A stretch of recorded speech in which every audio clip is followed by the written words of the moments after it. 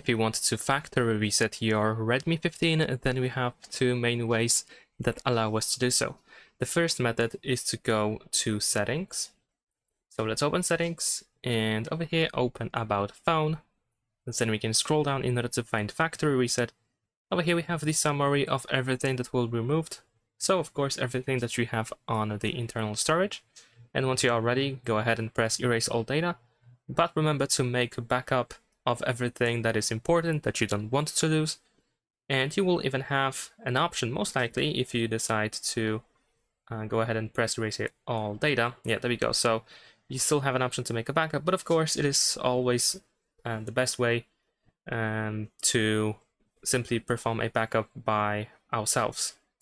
So that is one of the ways, and another way to perform a factory reset or hard reset is by going to recovery mode. So in order to open the recovery mode, first we need to press the power button and volume up button at the same time to open the power menu, and then we're gonna swipe up in order to turn off our device.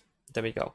And let's wait for the phone to completely turn off. Afterwards, you want to press and hold these two buttons again until you see the Xiaomi logo or until you feel the vibration. Once that happens, you can only hold the volume up button. You don't have to hold power button after that. So I'm gonna press and hold both of these buttons. And now just volume up.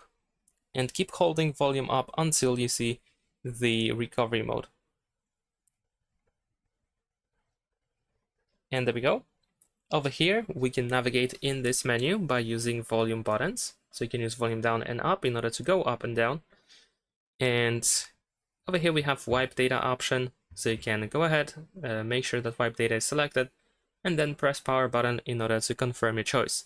If there are any additional instructions or options, then you can just simply follow them to factory reset your Redmi 15. And that's it. Thanks for watching. Leave a like and subscribe.